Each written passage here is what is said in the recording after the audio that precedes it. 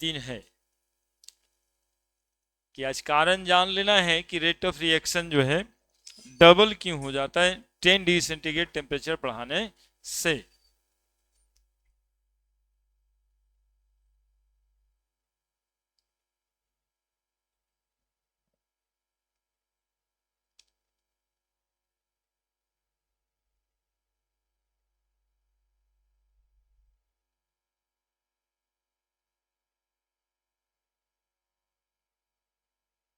दिया है पॉलिटेक्निक का परीक्षा तुम?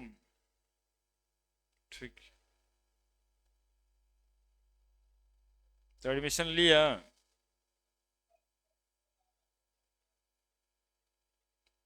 तो पटना वाला में जाके ले लो, लैटरल एंट्री से बीटेक कर लेना। देखो हो रहा है तो काहे नहीं। क्या दे रहा है? ठीक है, कुछ ले लोगे तो थोड़ा चैन में रहोगे। लैटरल एंट्री से बीटेक होता है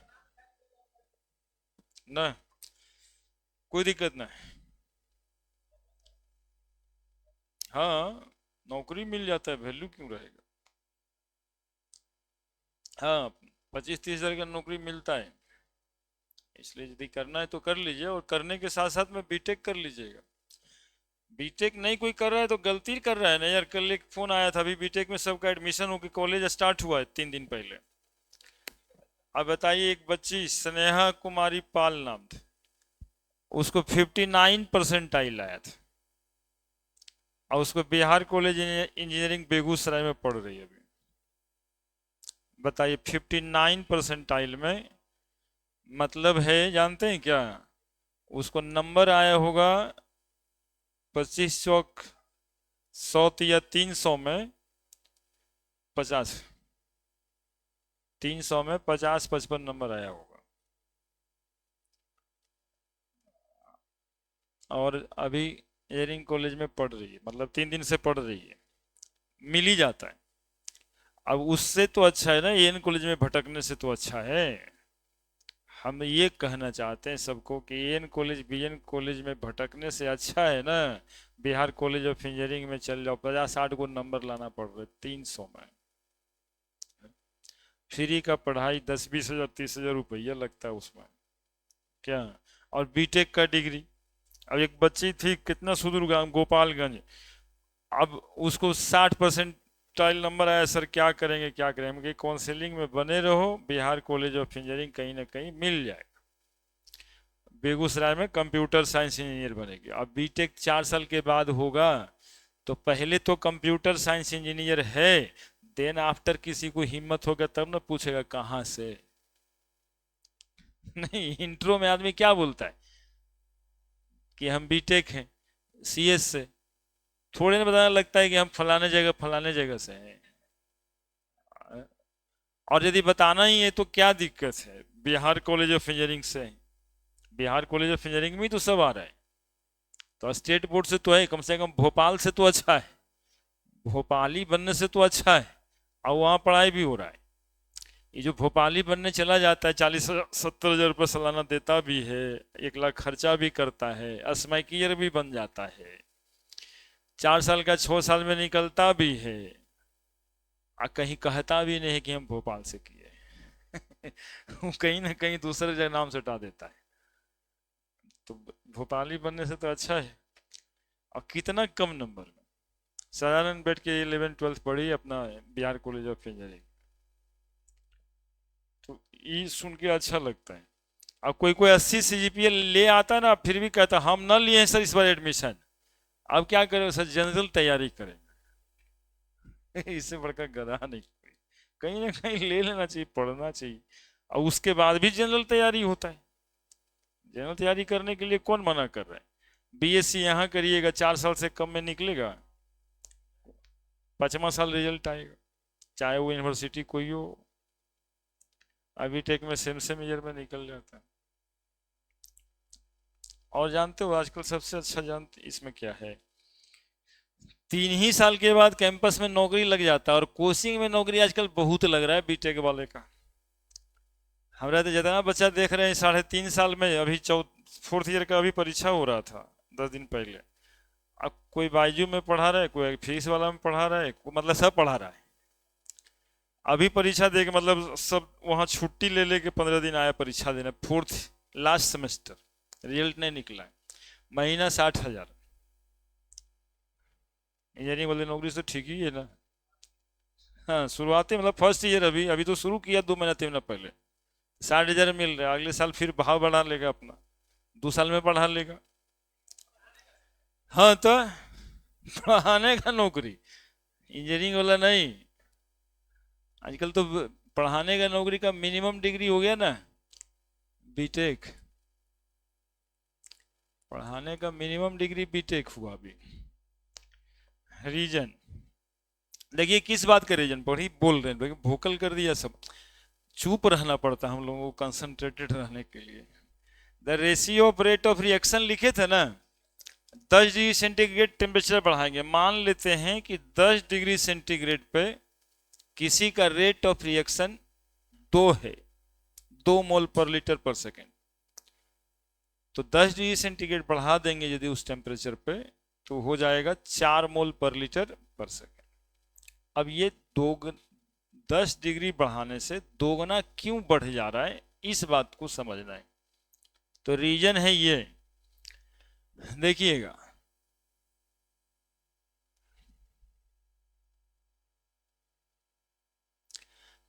इधर हम बना रहे हैं, कल पढ़े थे फ्रैक्शन ऑफ मॉलिक्यूल, पिछले थ्योरी में पढ़े हैं fraction of molecule undergoing effective collision. Collision theory चल रहा है हमारा, ये जितनी बात 3 दिन से कर रहे हैं सब कॉलिजन थ्योरी के अंदर है। आर्हेनियस इक्वेशन भी आया, तो पढ़े थे ना कि रिएक्टेंट मॉलिक्यूल आपस में क्या करता है, कोलाइड करता है, तो कोलाइड करता है तो प्रोडक्ट बनता है।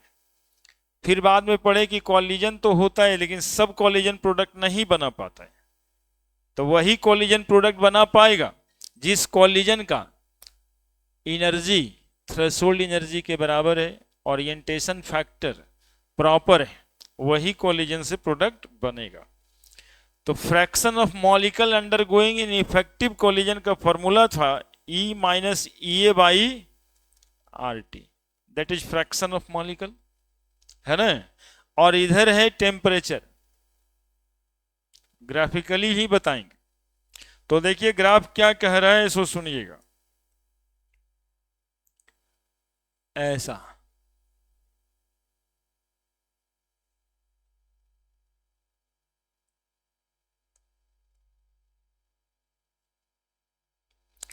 T°C पे fraction of molecule undergoing in effective collision यहां से यहां है, ये इतना fraction of molecule effective collision में जाता है, ठीक है, सपोज कर लिए ग्राफिकली। अब यदि 10 डिग्री सेंटीग्रेड टेम्परेचर बढ़ाते हैं, 10 डिग्री सेंटीग्रेड टेम्परेचर यदि बढ़ाते हैं तो ये ग्राफ ऐसा ऑब्जर्व होता है, ऐसा fraction of molecule undergoing in effective collision. अब ये हो गया, देखो क्या बढ़ा है, fraction of molecule undergoing effective collision पहले इतना था 30 डिग्री सेंटीग्रेड, अब उसका ठीक दोगुना दिखाई पड़ रहा है। तो 10 डिग्री सेंटीग्रेड टेम्परेचर बढ़ाने से रेट ऑफ रिएक्शन इसलिए दोगुना हो जाता है कि fraction of molecule undergoing in effective collision दोगुना हो जाता है, ठीक है। याद करो, मिला लो बात को सही से। कोलिजन थ्योरी में कहा गया कि रिएक्टेंट मॉलिक्यूल आपस में कोलाइड करता है इसलिए प्रोडक्ट बनता है। कॉलिजन यदि थ्रेशोल्ड एनर्जी से हो और प्रॉपर ओरिएंटेशन से हो तो इफेक्टिव कॉलिजन होता है।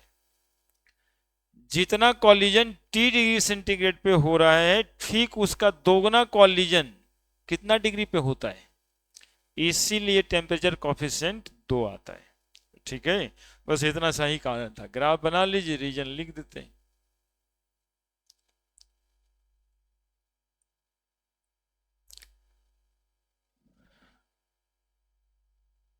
Fraction of molecule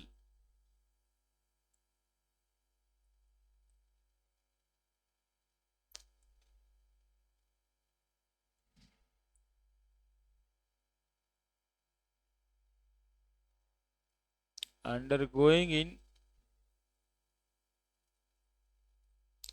effective collision get double on increasing the temperature T plus 10 degrees centigrade. So the temperature coefficient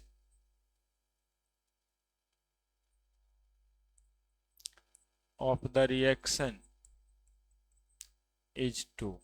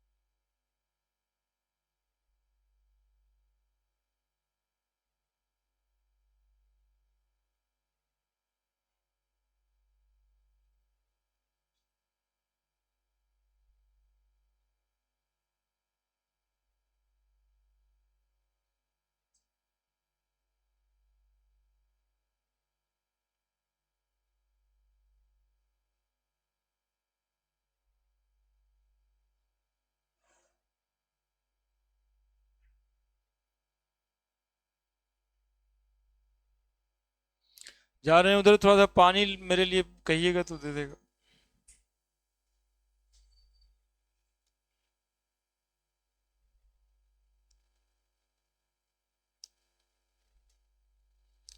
लोग के साथ बोल दिए बहुत।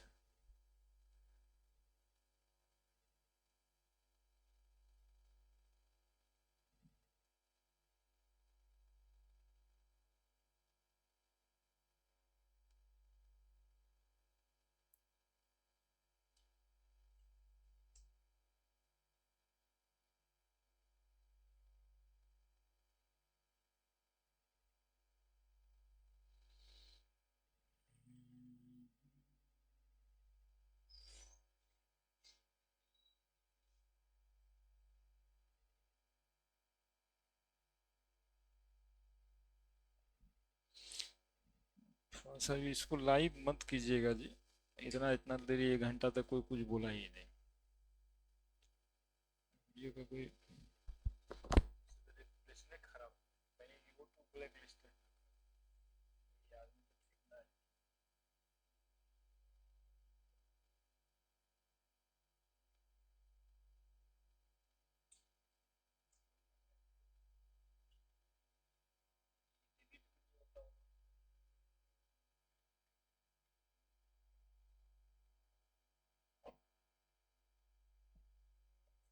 होता है क्या?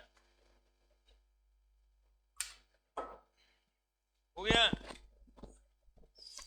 और कुछ बच गया?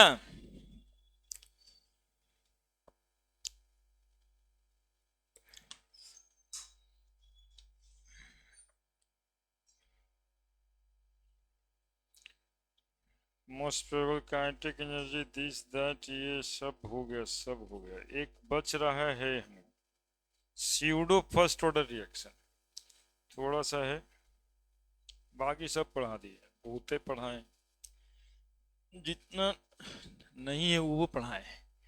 स्यूडो फर्स्ट ऑर्डर रिएक्शन ये पहले ही था,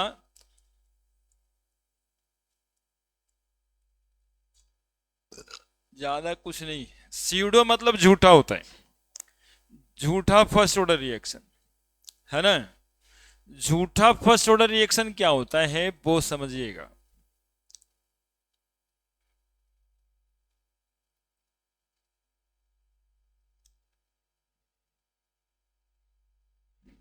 एग्जाम्पल देखिए, पहले बातों को आपके दिमाग में रखने से पहले कुछ काम देखिए। एक मॉलिक्यूल है C double bond O CH3 plus H2O, ये कन्वर्ट हो जाता है CH3COH प्लस CH3OH।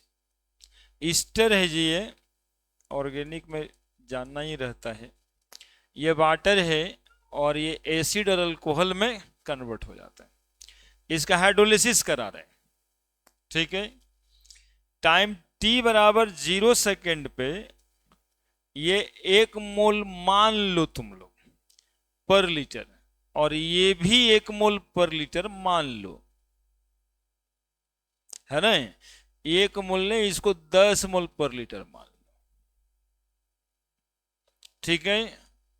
अरे सुनना इसको, टाइम t बराबर 30 सेकेंड या 1 घंटा बाद रिएक्शन होता है और ये बच जाता है 0.01 मोल और ये बच जाता है 9.99 मोल। अब देखो तरीके, कभी कभी इससे सब काय करने लगता रहता है। ये बच जाता है 0.01 मोल। ये सब हम ही बता रहे हैं, बस आप समझना, ये कोई मेथड से नहीं हो रहा है।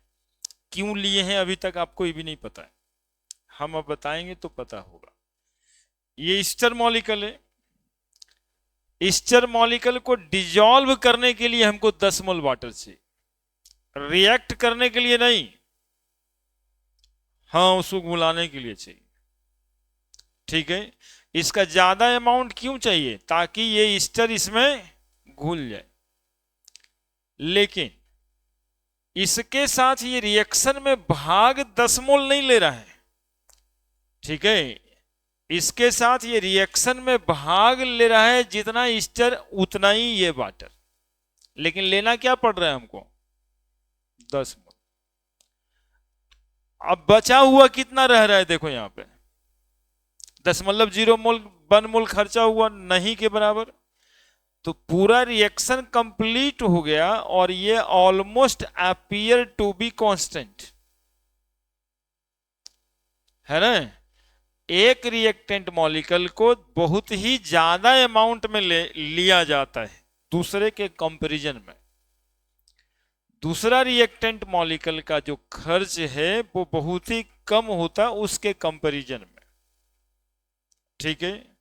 तो ऐसे रिएक्शन का रेट दोनों रिएक्टेंट के कंसंट्रेशन पे नहीं, ओनली एक ही रिएक्टेंट के कंसंट्रेशन पे डिपेंड करता है।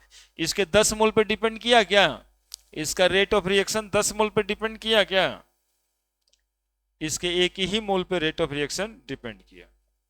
तो जो रिएक्शन देखने में लग रहा है सेकेंड ऑर्डर है, लेकिन एक्चुअली में वो फर्स्ट ही ऑर्डर काइनेटिक्स को फॉलो करता है, वैसे रिएक्शन को कहते हैं स्यूडो फर्स्ट ऑर्डर रिएक्शन। बस इतना ही बात है। Hydrolysis of Easter, hydrolysis of glucose नहीं सुक्रोज। देखो एक एग्जांपल और, C12H22O11 plus H2O, C6H12O6, C6H12O6। बोलोगे सर आप अपने मन से 1 मोल लेते हैं, इसको 10 मोल लेते हैं, हम 1 के मोल लेते तब, तो हम बताएंगे कि 1 मोल में घुलेगा ही नहीं। जब घुलेगा नहीं तो रिएक्शन कैसे होगा, क्या। सिंपल सा एग्जांपल, हम लोग के बॉडी में डाइजेशन का प्रोसेस भी इसी का है। हम लोग खाते जितना भी हैं, पानी का कोई अमाउंट होता है क्या कि इतना पीते हैं, पानी तो पी ही लेते हैं। अब जितना पानी पीते हैं उसके हिसाब से रेट ऑफ रिएक्शन डिपेंड नहीं करता है। पानी पीते भी हैं, बाथरूम जाते भी हैं, तो निकल ही जाता है बाहर।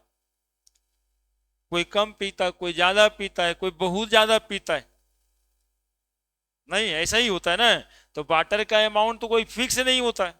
खाने के लिए 10 रोटी वो भी खा रहा है, 10 रोटी वो भी खा रहा है, लेकिन ये 3 लीटर पानी पी रहा है, वो 2 लीटर में पचा दे रहा है, तो बाथरूम भी कम जाता होगा, वो सूखल साखल लगता भी होगा, क्योंकि वाटर तो मीडियम है, वो तो आपको पूरा सेल को ऑक्सीजनेट भी करता है। समझ रहे हैं मेरी बात को? तो वाटर का अमाउंट तो फिक्स नहीं किया जा सकता, इसीलिए हम अपने मन से 10 मोल लेते हैं, कभी 5 मोल लेंगे, कभी 20 मोल भी आप ले सकते हो। हमें बताना यह है कि इस रिएक्शन का रेट ऑफ रिएक्शन वाटर के कंसंट्रेशन पर डिपेंड नहीं करता। जैसे रेट ऑफ रिएक्शन वहां बॉडी के अंदर में पानी पे डिपेंड नहीं कर रहा है ना, उसी तरीके से वो एंजाइमेटिक एक्टिविटी पे डिपेंड कर रहा है। पानी कितना पी रहे हैं इस पे डिपेंड नहीं कर रहा है। पानी यदि कम पीते हैं तो रगिएगा सूखल साखल मरियल, एक तो है यहाँ पे बैठल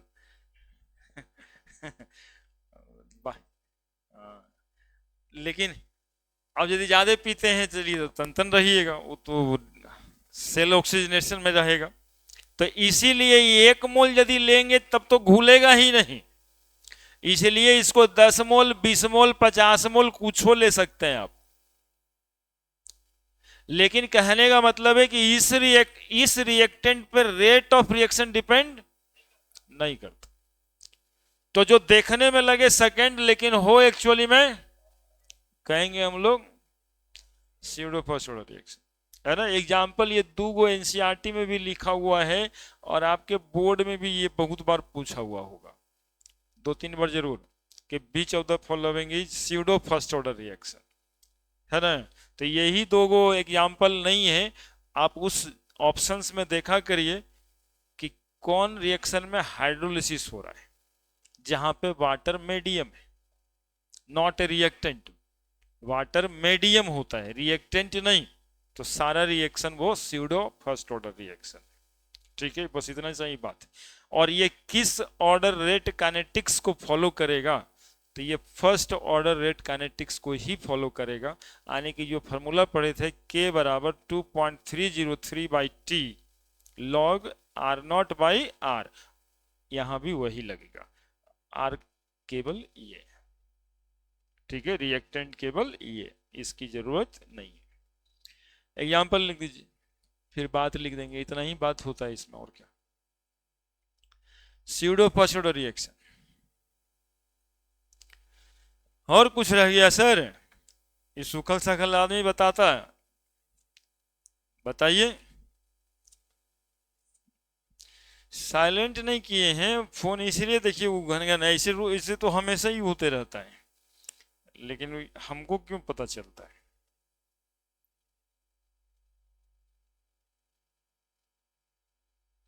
हैं? कोई इमरजेंसी नहीं होता, कॉल पर इमरजेंसी होता है, इमरजेंसी में मिलने आता है आदमी की। कॉल पे तो तुम्हारा मन बहलाने के लिए कॉल होता है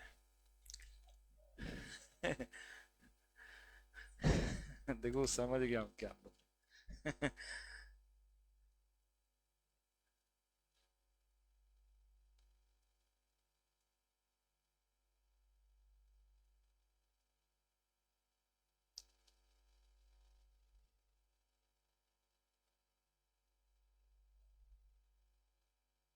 कौन? देखो क्या बोले, वो सुना ही नहीं होगा मेरी बात। हम उसको क्या बोले, रिएक्शन के हिसाब से नहीं हो रहा है ना, रिएक्शन के हिसाब से होता तो घटा के लिखते, घटा के लिखे कहाँ है? अपने मन से 10 मोल लिए, अपने मन से घटा दिए।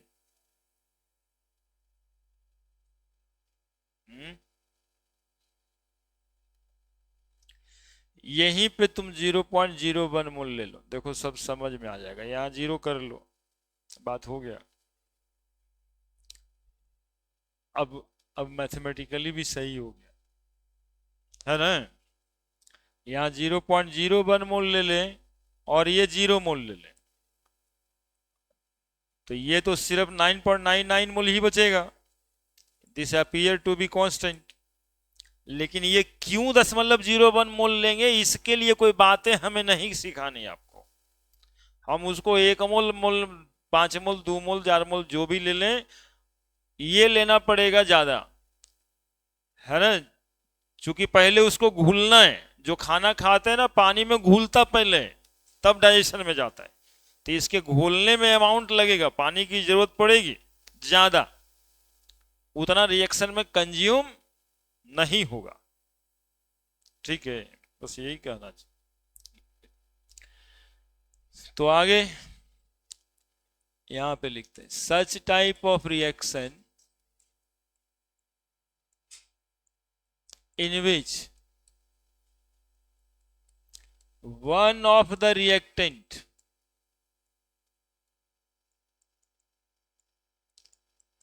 is taken in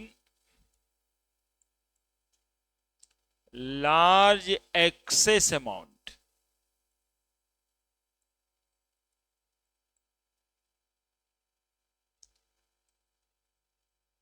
then required.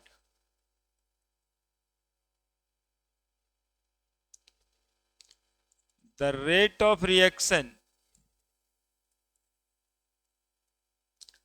does not depends on this reactant but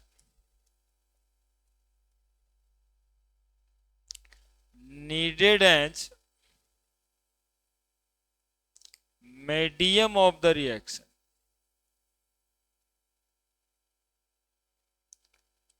It called as pseudo first order reaction.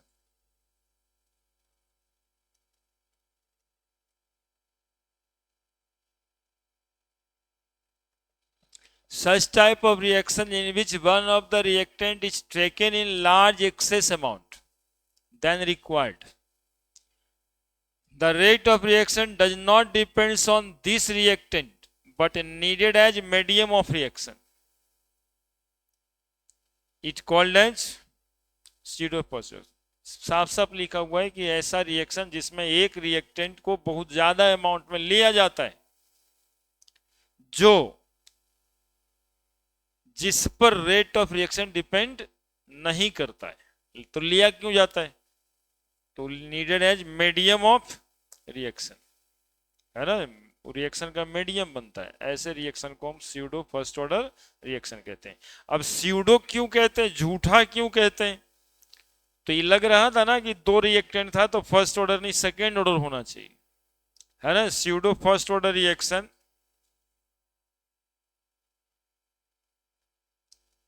pseudo first order reaction, pseudo first order reaction seen as second order reaction but follow first order rate kinetics.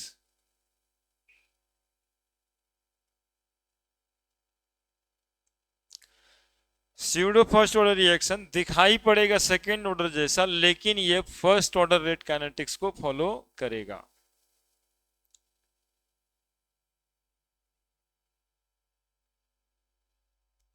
ये तुम्हारा paper है क्या? जो उसका chemistry paper है, लाइए देखें इनके स्कूल में क्या पूछा केमिस्ट्री वाला।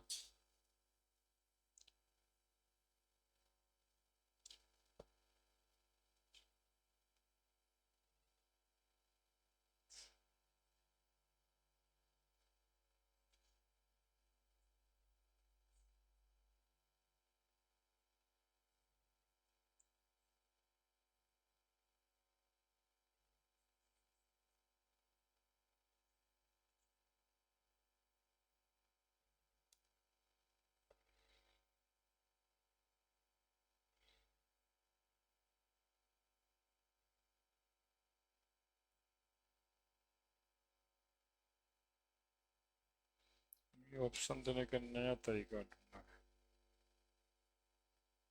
लिख लिए?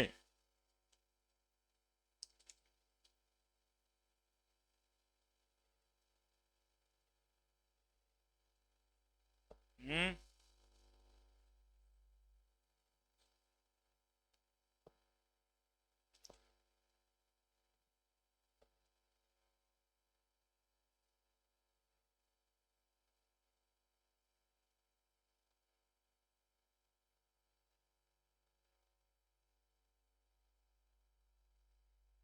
अरे वो क्वेश्चन देखो, बिहार बोर्ड में अभी परीक्षा दिया उसमें आया, इसके परीक्षा में भी आया।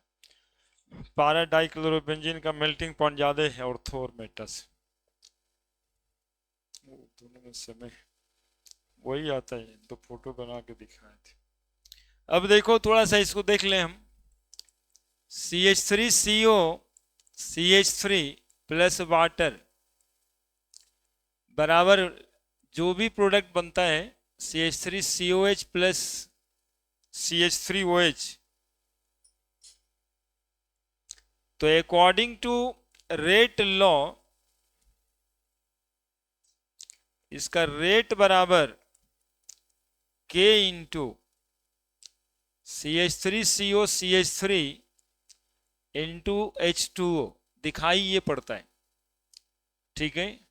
But concentration of water appear as constant, appear as constant। कैसे appear as constant? लिए थे 10 मोल, बाद में बचा रह गया 9.99 मोल, तो लेने के हिसाब से खर्च तो बहुत कम हुआ ना, 10.01 मोल खर्च हुआ। That is why they appear as constant, यानी के एक कांस्टेंट तो है, के डैश ले ले तो, और वाटर का कंसंट्रेशन भी कांस्टेंट है, that is a new constant के। यहां पे ये निकालने के लिए रहता है, अभी आपकी किताब में है ही नहीं, लेकिन ये आता है। के जो है रेट कांस्टेंट के डैश लिए हैं शुरुआत में, वाटर का कंसंट्रेशन ऑलरेडी कांस्टेंट है इसमें, तो कांस्टेंट में गुना करेंगे कांस्टेंट, तो एक नया कांस्टेंट के ही आएगा। तो रेट बराबर यहां पर अब लिखेंगे के इंटू CH3CO CH3, ठीक है। इस के में क्या छिपा हुआ दिख गया? इस के में नॉर्मल वाला के नहीं है, इसमें वाटर का कंसंट्रेशन जो आपने लिया था वो भी है साथ में, ठीक है। उतना गुना करना पड़ेगा तब रेट कांस्टेंट के यहां पे निकलेगा स्यूडो फर्स्ट ऑर्डर रिएक्शन का। के बराबर rate constant of pseudo first order reaction जिसमें के डैश इंटू वाटर है, ठीक है। नाउ एज वी नो, पहले से जो हम जानते हैं, के बराबर 2.303 by T log R naught by R, तो यहां पर यही के निकलता है और फिर उसमें वाटर का कंसंट्रेशन क्या हो जाता है, गुना हो जाता है, ठीक है। तो बन जाता है वो के डैश, भागा पड़ जाएगा, के निकल जाएगा, कर लीजिए।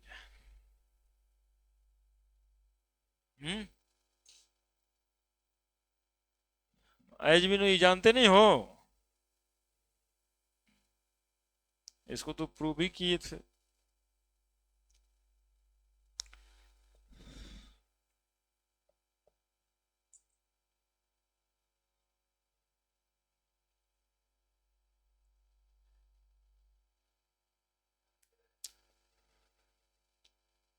जैसा कि हम लोग जानते हैं,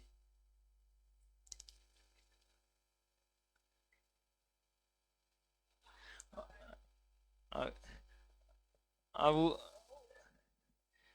वो जो है ना बिल्लू है, बिल्लू बेकार है, वो अंदर से बड़ी टेढ़ है, हाँ अंदर से।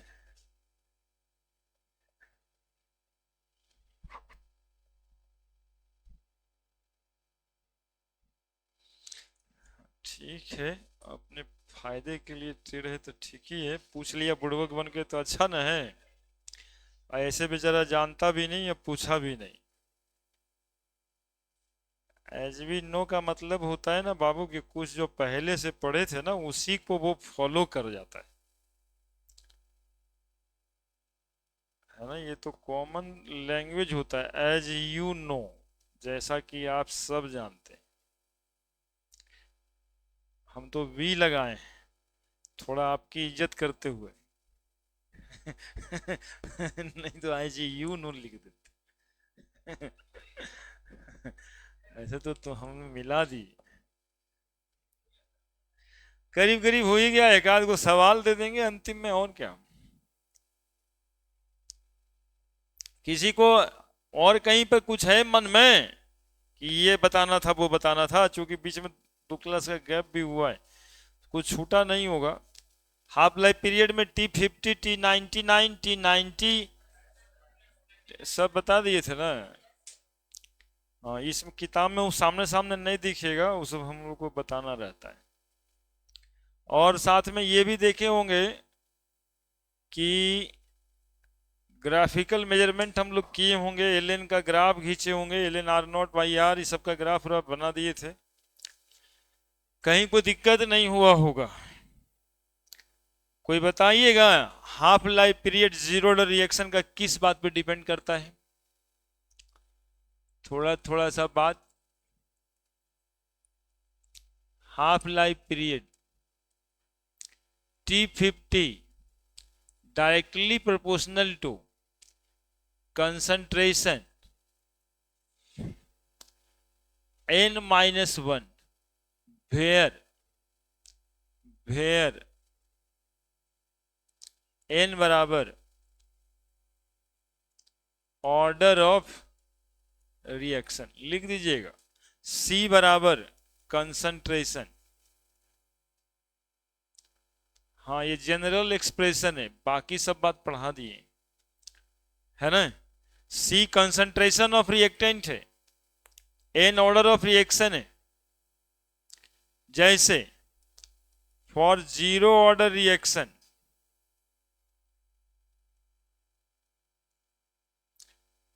N बराबर 0 हो जाएगा, तो T50 डायरेक्टली नहीं, इनवर्सली प्रोपोर्शनल टू C हो जाएगा।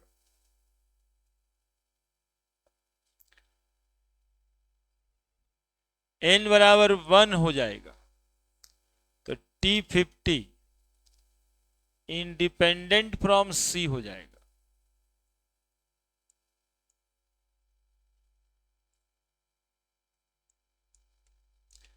N बराबर 2 हो जाए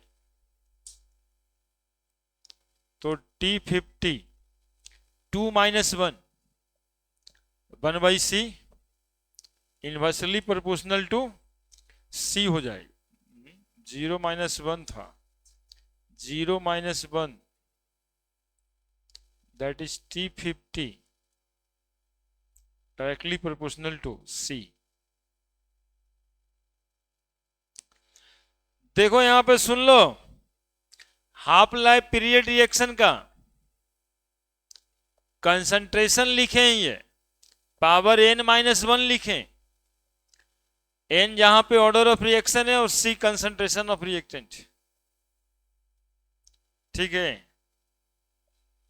जीरो ऑर्डर रिएक्शन लिखे n बराबर 0, तो 0 - 1 तो -1 बचेगा, तो नीचे है -1 तो ऊपर चला जाएगा ना। यानी जीरो ऑर्डर रिएक्शन का half life period directly proportional to concentration. यानी कि यहां पर यदि ग्राफ बनाया जाए T50 और C के बीच, कंसंट्रेशन के बीच, जहां R भी लिखे होंगे चैप्टर के अंदर, पढ़ा चुके हैं, इस समरी बता रहे, डायरेक्टली प्रोपोर्शनल टू C, तो ऐसा ग्राफ। तो कभी कभी ना कंपटीशन में ये ग्राफ देकर पूछता है कि ये कौन ऑर्डर ऑफ रिएक्शन है, तो T50 और C के बीच यदि ग्राफ ऐसा है तो जीरो ऑर्डर रिएक्शन। N बराबर 1, तो 1 यहां पर रखोगे, 1 - 1 तो C का पावर 0 हो जाएगा, यानी T50 इंडिपेंडेंट फ्रॉम कंसंट्रेशन। यहां पर यदि हम लोग ऐसे ग्राफ खींच दें T50 और C के बीच, तो ये ग्राफ पैरेलल हो जाएगा। और यदि इनवर्सली प्रोपोर्शनल का ग्राफ है, देखो ऐसा, और C के बीच का ग्राफ है ना, तो यदि ऐसा है तो ये सेकेंड ऑर्डर रिएक्शन, एक ग्राफ देख के बताना है कि ये सेकेंड ऑर्डर रिएक्शन। क्या हो गया, क्या हो गया जी?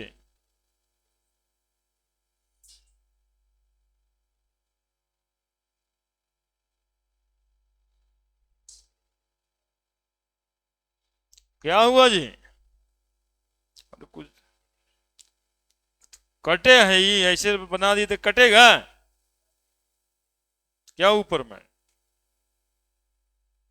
तो ये तो ग्राफ छूटा हुआ है, कटा हुआ कहाँ है? कंसंट्रेशन कभी जीरो होता है क्या?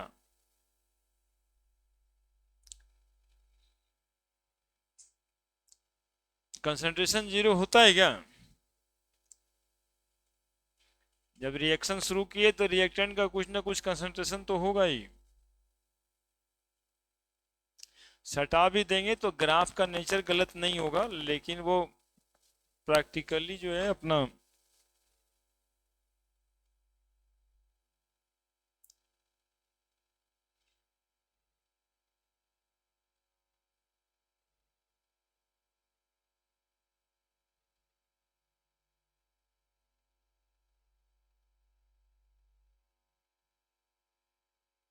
लिख दिया, बन गया। अब देखो, चूंकि T50 inversely proportional to C का पावर n-1, तो T50 बराबर क्या लिखोगे? कांस्टेंट इंटू 1/c का पावर n-1। तो T50 इंटू कॉन्सेंट्रेशन n-1 बराबर क्या लिखोगे? कांस्टेंट लिखोगे। यानी T50 किसी एक रिएक्शन का कॉन्सेंट्रेशन उसी रिएक्शन का बराबर T50 दूसरे रिएक्शन का कॉन्सेंट्रेशन दूसरे रिएक्शन का n-1। तो T51 बाई T52 बराबर C2n-1 बाई C1 n-1 आणि T51 बाई T52 बराबर C2 by C1 power n-1। Clear है बच्चा? यानी दो रिएक्शन का हाफ लाइफ पीरियड से कंपैरिजन करके आप n बराबर ऑर्डर ऑफ रिएक्शन निकाल सकते हैं, है ना? हेडिंग बनाइएगा, calculation of order of reaction from half life method या हाफ लाइफ पीरियड। ऊपर लिख दीजिएगा calculation of order of reaction from half life period. अरे गधा लिखना जल्दी से, आगे वाला पीछे करेंगे तब ना। तू बतियाने में लग जाता, तू तो उसके साथ कॉपी किताब देख रहा था, तो हम क्या कर सकते? तुमको देख के लगा कि तुम लिख करके पहले से उसको समझा रहे बगल वाले को।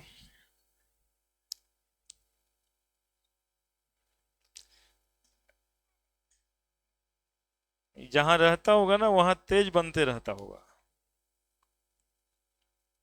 दिस दैट करते रहता होगा ये। नहीं नहीं, कुछ नहीं बोलता है। परीक्षा हो गया तुम्हारा कि बचल है अभी? अभी और है?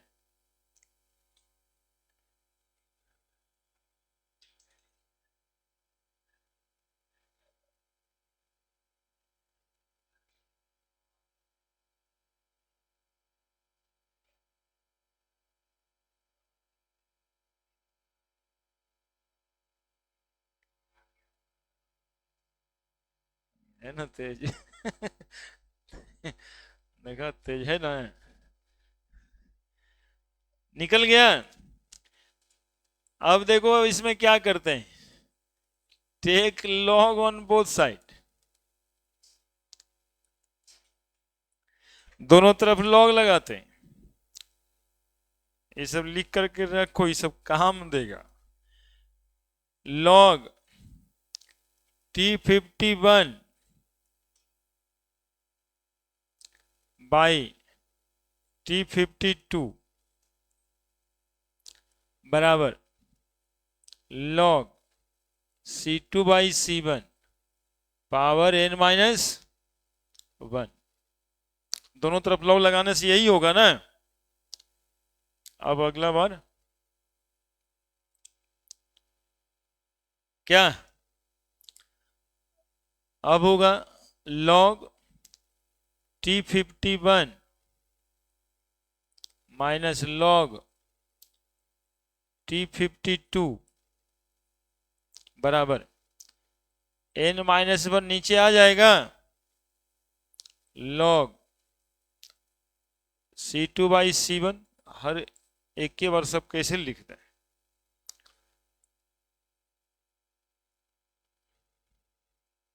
C2 बाई C1 लिखेंगे कि ना लिखेंगे बताओ।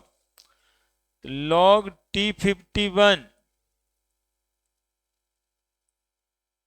माइनस लॉग T52 बराबर n-1 log C2 minus log C1। क्या,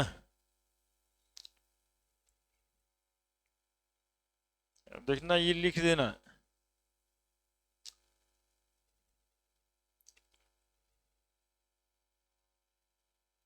अब देखो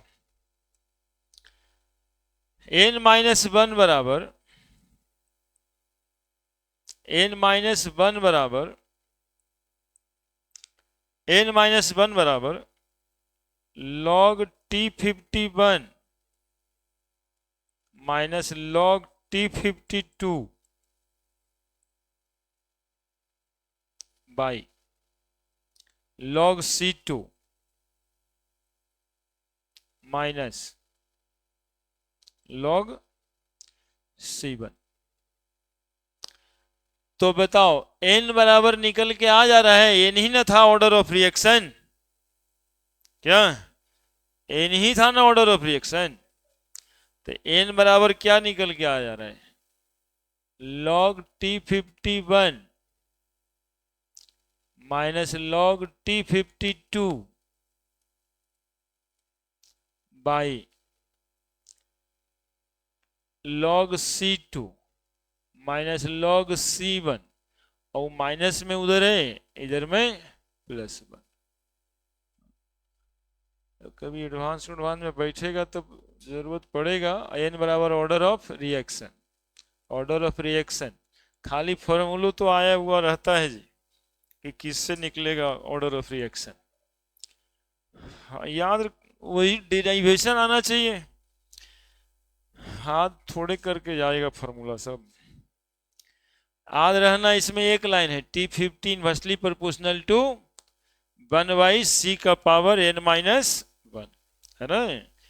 ये सिर्फ याद रखना, इससे यही एक लाइन से ढेर सारा सवाल बन जाएगा, है ना।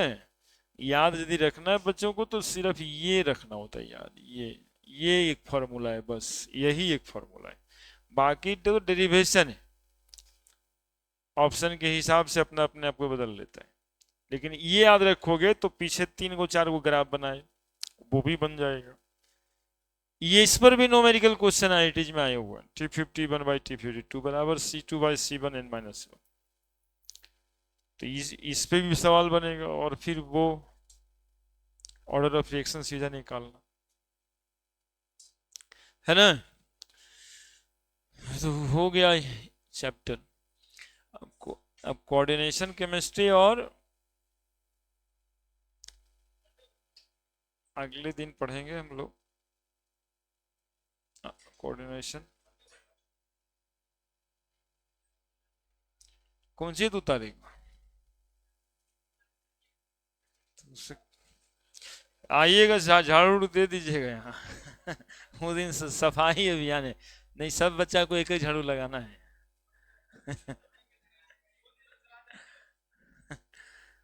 सब कि नहीं बंद है, ऐसा नहीं कि वो कह दिया तो बंद रहेगा, सर बंद काहे के लिए रहेगा। हाँ ठीक है, गांधी जी के आदर्शों को फॉलो कीजिए, बुरा मत देखिए, बुरा मत सुनिए, बुरा मत करिए। नहीं भाई, काहे 12 किलोमीटर से आते हैं सर, इधर वाला में नहीं रहते हैं अब, सीधा वहां चल जाते हैं। हाँ आइएगा, रहेगा, देखिए इतना मैं तो पढ़ा रहे तो काहे बंद रहेगा, हमको ये समझ में नहीं आता है। क्वेश्चन हो सकता है, यदि बच्चा नहीं आएगा, चैप्टर शुरू नहीं करेंगे तो क्वेश्चन बताएंगे।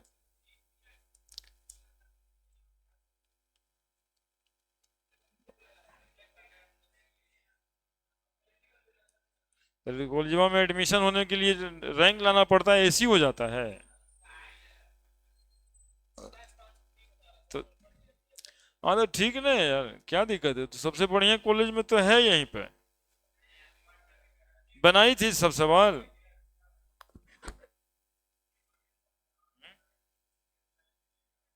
ये तो बताए थे, वही तो है।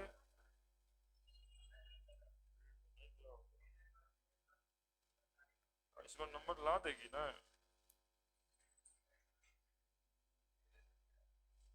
ऑर्गेनिक का क्लास ही छोड़ देती है तो हम क्या करें। अभी तो 4 से 6, 4 बजे एग्जैक्ट अब आ जाया करना, चैप्टर शुरू करेंगे, पढ़ लेना, पूछ लेना, ज्यादा दिक्कत में रहोगी तो।